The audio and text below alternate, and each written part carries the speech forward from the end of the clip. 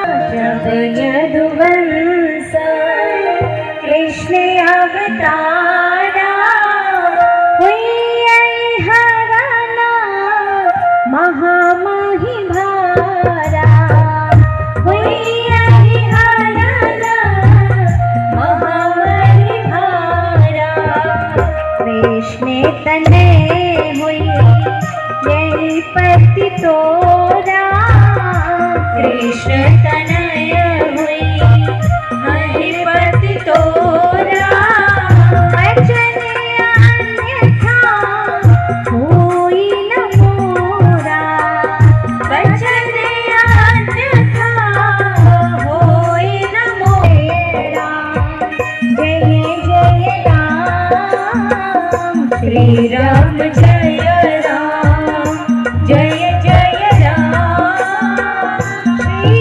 राम जय राम जय जय राम श्री राम जय राम जय जय राम श्री राम जय राम जय जय राम श्री राम जय राम जय जय राम।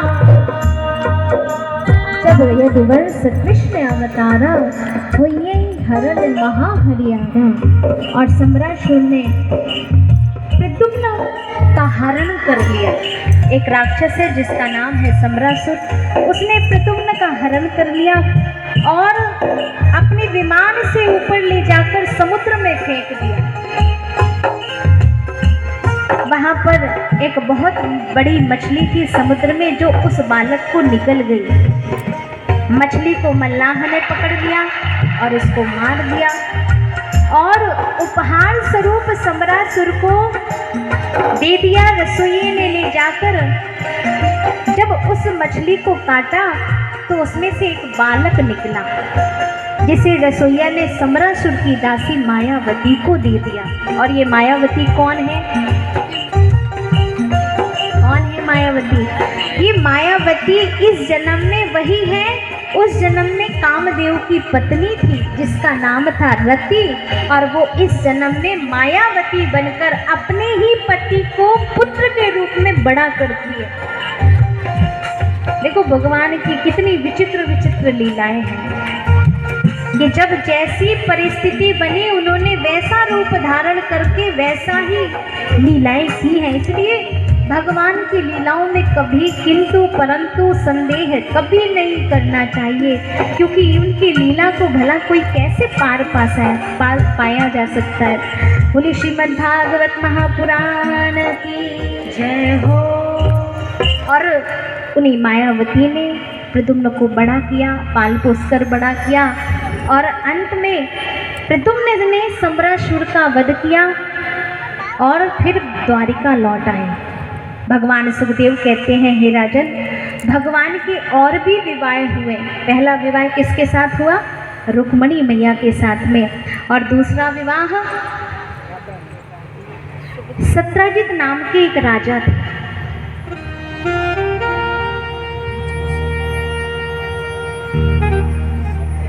जिनके पास बड़े प्रतापी राजा थे और उन्होंने भगवान सूर्य की आराधना करके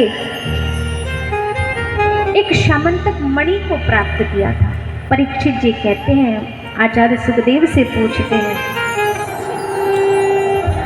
सत्राजित किम करोद ब्रह्मन् कृष्णस्य किल विषम श्यमंतका कुतस्तस्य कस्माद् दत्ता सुता हरे।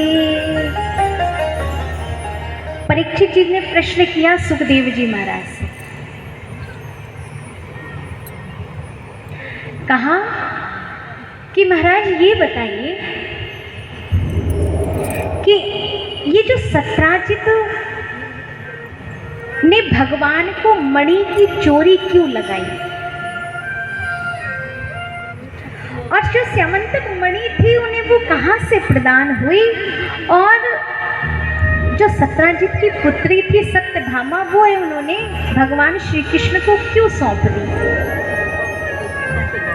तब सुखदेव जी महाराज कहते हैं, बड़ी सुंदर कथा है, ध्यान से सुनना। आसीत सत्राजिता सूर्यो भक्तस्य परमा सखा प्रीतस्तस्मै मणि प्रादा सूर्यस्तुष्टा स्यमंतकम्। घोर तपस्या की सत्राजित महाराज ने और भगवान सूर्य ने प्रसन्न होकर उन्हें स्यमंतक मणि प्रदान कर दी।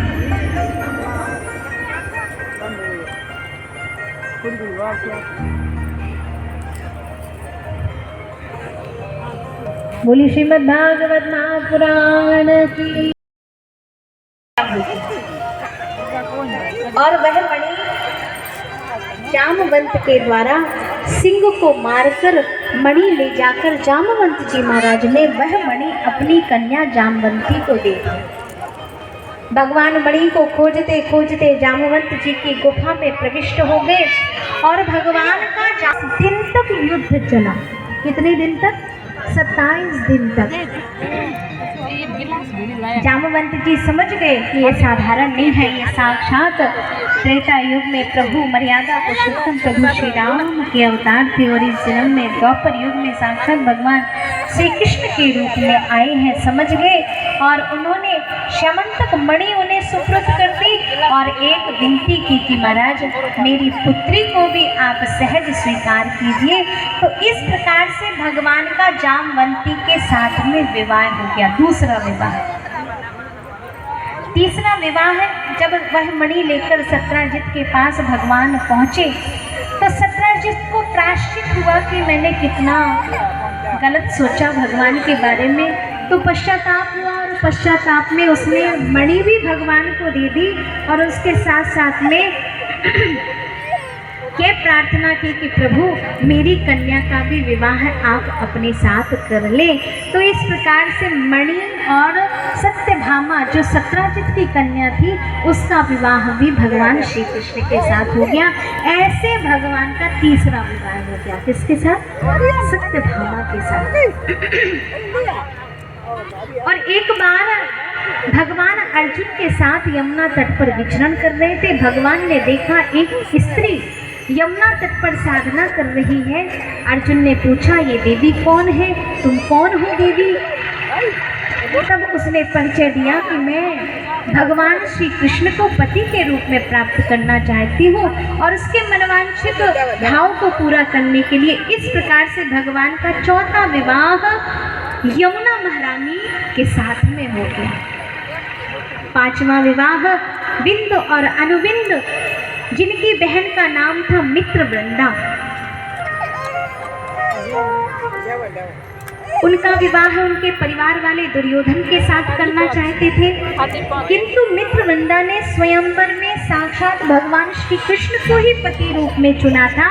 इस प्रकार से पांचवा विवाह भगवान का मित्र वृंदा के साथ में हो गया। और छठवां विवाह कौशल नरेश नग्नजित ने प्रतिज्ञा की थी कि जो एक रस्सी में 7 बैल नाथ लेगा उसके साथ मैं अपनी कन्या का विवाह करूंगा। सारे राजा इकट्ठे हुए लेकिन कोई यह पराक्रम न दिखा पाया। तो अंत में भगवान श्री कृष्ण ने ही एक बैल को एक रस्सी में 7 बैलों को नाथा। इस प्रकार से कौशल नरेश नग्नजित की प्रतिज्ञा पूर्ण हुई और उनकी कन्या सत्या देवी का विवाह भगवान श्री कृष्ण के साथ में हो गया। यहाँ पर भगवान श्री कृष्ण का छठवां विवाह संपन्न हो गया। सातवां विवाह हुआ श्रुतकीर्ति जी की पुत्री भद्रा के साथ में, जो कि भगवान को ही दृढ़ संकल्प रूप में प्राप्त कर चुकी थी।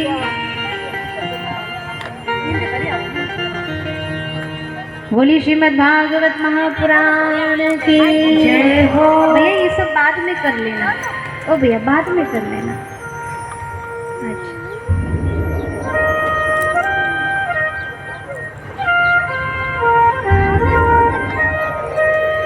और आठवां भगवान की कितनी पटरानियां हुई?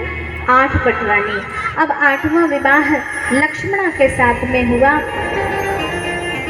और इस प्रकार से भगवान की पहला विवाह रुक्मिणी के साथ में, और 8 पटरानियों के साथ में भगवान का विवाह हो गया। उसके बाद भगवान के अब 16,000 विवाह कैसे हुए? बोले श्रीमद् भागवत महापुराण की कितने विवाह किए थे?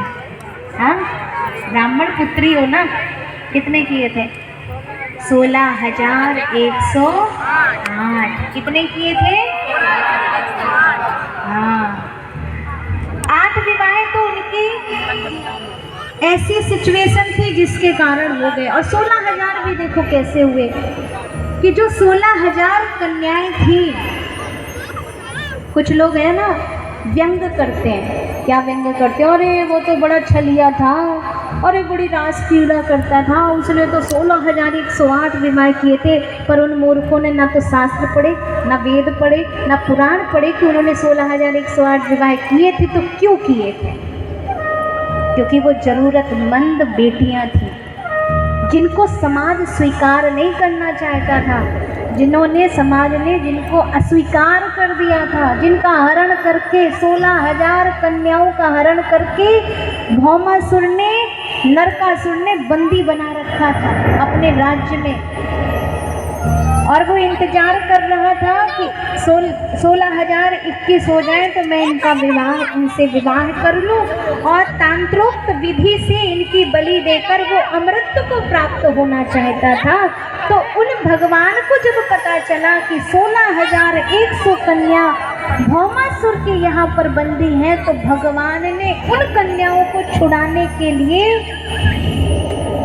नरकासुर भौमासुर का उद्धार किया और उन कन्याओं को मुक्त किया।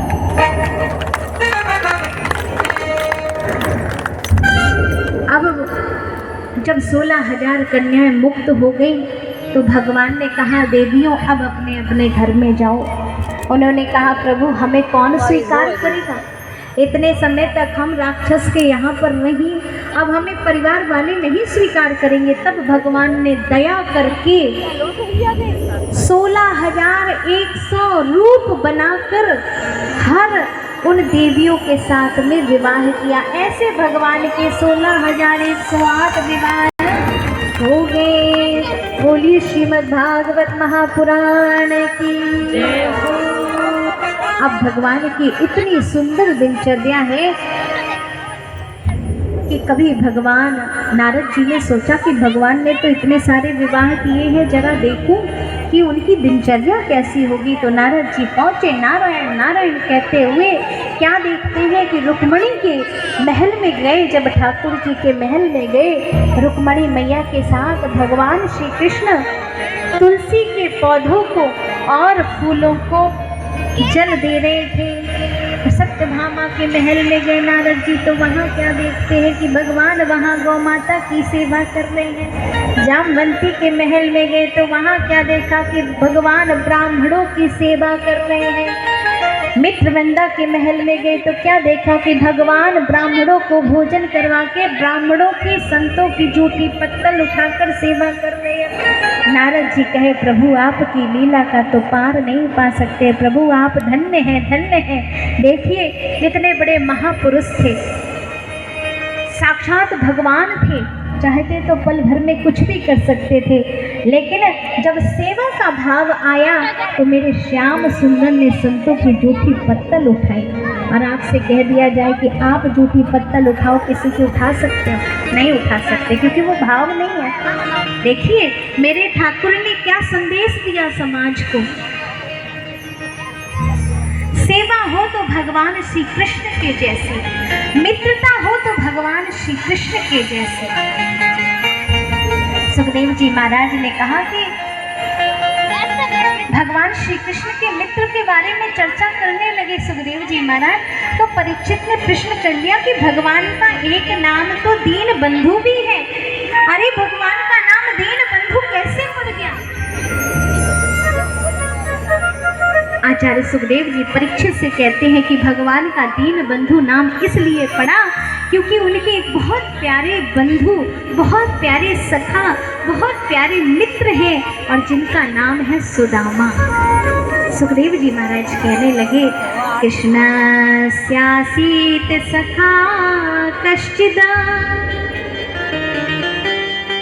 ब्राह्मणो ब्रह्मवेत्तमः विरक्त इन्द्रियार्थेषु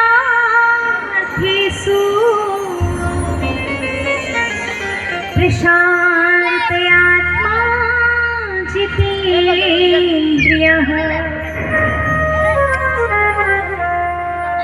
भगवान श्री कृष्ण के एक मित्र थे जिनका नाम था सुदामा। देखो, मित्रता हो तो कैसी होनी चाहिए? सुदामा जैसी। मित्र, सच्चा मित्र वो होता है जो अपने मित्र के सुख में, अपने मित्र के दुख में कंधे से कंधा मिलाकर साथ दे। ऐसा मित्र होना चाहिए। ऐसा नहीं कि भाई मित्र उसको नहीं कहते जो खुद भी गलत संगत में है और 10 को भी गलत संगत में लेके जा रहा है। वो मित्र नहीं हो सकता, वो तो शत्रु है। मित्र वो है जो अपना मित्र यदि गलत संगत में है तो उसे सही मार्ग दिखाकर उसको सही रास्ते पर लेकर जाए और उसके परिवार का भी कल्याण कर दे। मैं तो ऐसे परिवारों से मिली हूँ, मैं सच बता रही हूँ। मध्य प्रदेश कथा कर रही थी मैं नीमच में। ऐसे परिवार में मेरा जाना हुआ जिनके मित्र की बहुत जल्दी स्वर्गवास हो गया। वो जितने मित्र थे उन सब ने मिलकर अपने मित्र के पूरे परिवार को संभाला।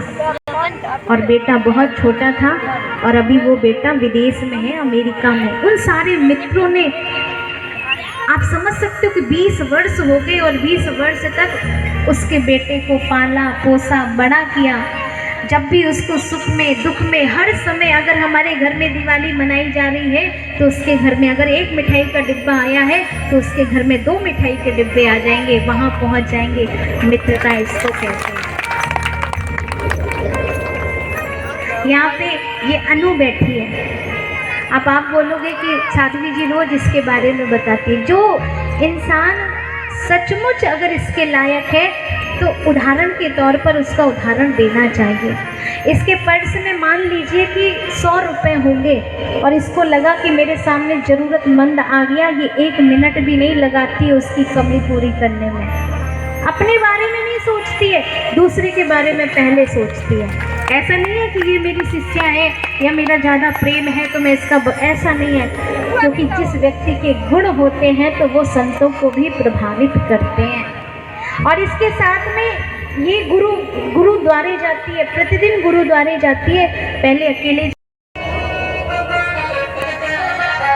रोज नियम बनाओ। क्योंकि जिसके माथे पर तिलक होता है ना, तिलक, अच्छा तिलक क्यों लगाया जाता है? इसका आध्यात्मिक विश्लेषण है तिलक का। शास्त्र में कहा गया है कि चंदन माथे पे लगाना चाहिए। क्यों लगाना चाहिए? माताओं को बिंदी लगानी चाहिए। माताओं को, जो माताएं शादीशुदा हैं, जिनका विवाह हो गया, उनको कहते हैं कि 16 श्रृंगार करके ही रहना चाहिए तो पति की आयु लंबी होती है। और आजकल तो बड़ी फैशन में रहती हैं, ये भी बड़ी फैशन में रहती थी। ये जब से वात्सल्य के संपर्क में आई है, मैंने इनको एक भी दिन नहीं देखा कि इन्होंने माथे पे तिलक नहीं लगाया हो या मांग नहीं भरी हो।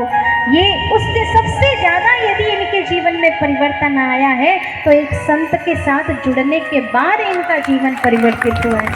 पहले तो ये रेस्टोरेंट जाते थे, कैफे जाते थे, किट्टी पार्टियों में जाते थे, और एक संत जब इनके जीवन में आया तो इनकी दशा भी बदल गई, दिशा भी बदल गई, और अब ये श्रीमद् भागवत कथा में बैठते हैं। ये प्रभाव होता है। तो चंदन लगाओ, माथे पे बिंदी लगाओ। बिंदी लगाती हो ना, सुंदर दिखती हो। हाँ, मांग, कुछ माताएं, कुछ पत्नियां इतनी ज़्यादा मॉडर्न होती है कि शादी हो गई फिर भी ना जाने छुपा के क्या दर्शाना चाहती है। लगता है कुंवारी बन के रहना चाहती है। अरे जब तुम्हारा विवाह हो गया है तो कहा गया है शास्त्रों में कि मांग बिल्कुल सीधी भरनी चाहिए, और जितनी ज्यादा मांग भरी होगी पति की आयु उतनी लंबी होगी, उतनी बरकत प्राप्त होगी, उतनी लक्ष्मी प्राप्त होगी, उतनी व्यापार में तरक्की होगी, उतना